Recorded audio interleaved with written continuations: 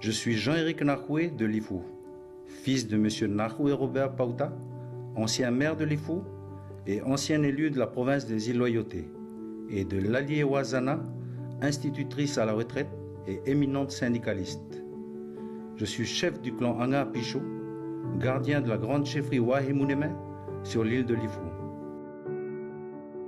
L'histoire de ma famille et de mon clan est marquée par les événements et la violence. Comme tant d'autres partisans de la Nouvelle-Calédonie dans la France, nous avons été chassés de Lifou en 1984. Nous avons vécu un chemin de douleur et de larmes.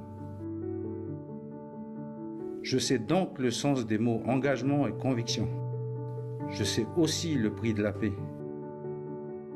Je serai éternellement reconnaissant à mon père d'avoir signé les accords de Matignon aux côtés de Jacques Lafleur. Il a initié le chemin de la réconciliation que je poursuis aujourd'hui.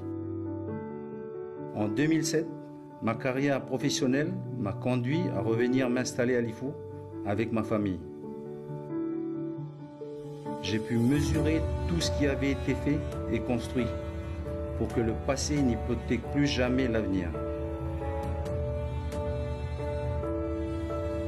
La lutte a laissé place au dialogue et aux îles, si chacun garde ses convictions, nous travaillons ensemble.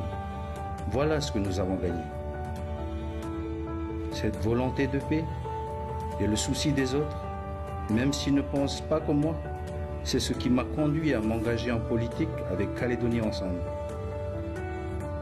Je sais trouver des ponts entre les ethnies et m'opposer aux murs que certains veulent encore bâtir aujourd'hui entre nous. Mon engagement aux loyautés est de poursuivre le développement et le rééquilibrage afin de permettre aux Loyaltiens de trouver sur leur île les moyens d'une vie meilleure, ancrée dans les valeurs de la coutume et de notre culture.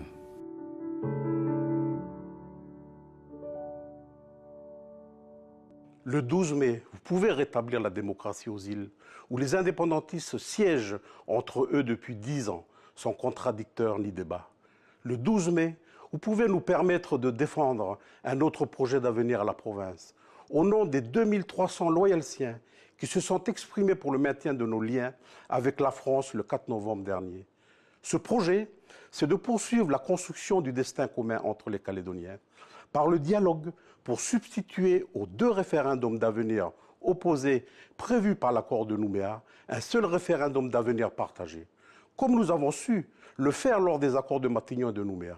Le 12 mai, pour préserver la paix, choisissons la conciliation plutôt que la confrontation.